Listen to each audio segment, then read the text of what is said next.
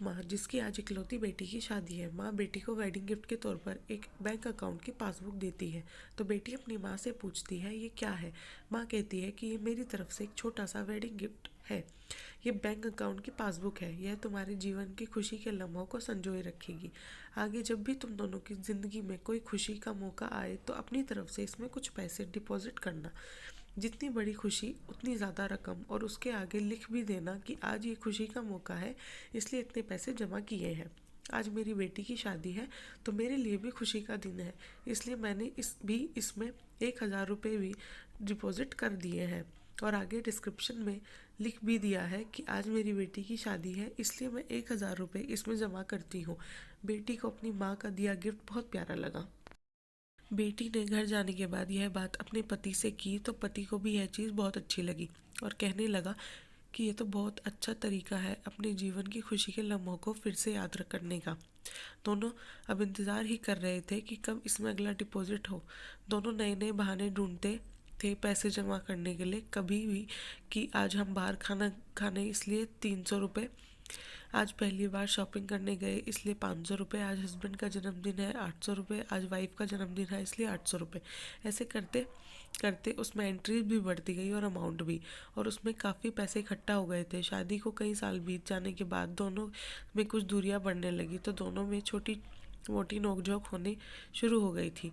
फिर कुछ दिनों के बाद झगड़े होने लगे। दोनों ने बात करना छोड़ दिया और एक दूसरे से खुशी नहीं रहते थे। माँ को अपनी बेटी से मुलाकात किए काफ़ी दिन हो चुके थे, तो एक दिन माँ अपनी बेटी से मिलने के लिए बेटी के घर गई तो बेटी कहने लगी कि माँ, मैं अब और इस शादी में आगे अपना जीवन नहीं गुजार सकती। पता नहीं मैंने इतने दिन इसके साथ कैसे निकाल दिए। आदमी से डिवोर्स चाहती हूँ। उधर पति भी कहने लगा कि मैं भी परेशान आ गया हूँ इसके साथ रहकर, मैं भी जीना नहीं चाहता तुम्हारे साथ, मुझे भी डिवोर्स चाहिए।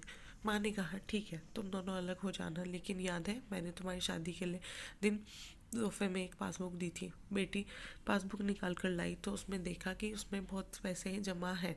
माँ ने कहा जब शादी इतनी ही बुरी थी तो पहले अपनी शादी से जुड़ी कोई याद भी अपने पास नहीं रखनी चाहिए। पहले इसमें जमा रकम को खर्च करना होगा, फिर तुम डिवोर्स ले सकते हो। दोनों ने कहा ठीक है, और अगले ही दिन बेटी पासबुक लेकर बैंक जाती है। पैसे निकालने के लिए बैंक में पैसे निकालने वालों की लाइन में लगी थी तो बेटी लाइन में खड़ी हो गई। अब खड़े हुए काफ़ी देर हो गई थी तो बेटी ने खड़े खड़े पासबुक खोली और देखने लगी कि इसमें कब कब पैसे जमा किए थे। देखते ही देखते उसे पता नहीं चला कि कब उसकी आंखें भर आई अपने बीते लम्हों को याद करके जो उसने अपने पति के साथ बिताए थे, जिससे वो आज डिवोर्स लेना चाहती थी। बेटी बिना पैसे निकाले वापस घर आ गई और अपने पति से कहने लगी कि ये मुझसे नहीं हो पाएगा, ऐसा करो तुम ही जाकर इसमें जमा सारा पैसा खर्च कर दो। पति ने कहा ठीक है, और पति बैंक गया, लाइन में खड़ा हो गया। उसकी नज़र भी पासबुक पर पड़ी और उन सारी खुशी के लम्हों पर पड़ी जो उसने अपनी पत्नी के साथ बिताए थे, जिसे वो आज तलाक देना चाहता था। उसने अपने जीवन के सबसे हसीन लम्हों को याद करके पति की भी आंखें भर आई और वो भी लाइन से निकल गया।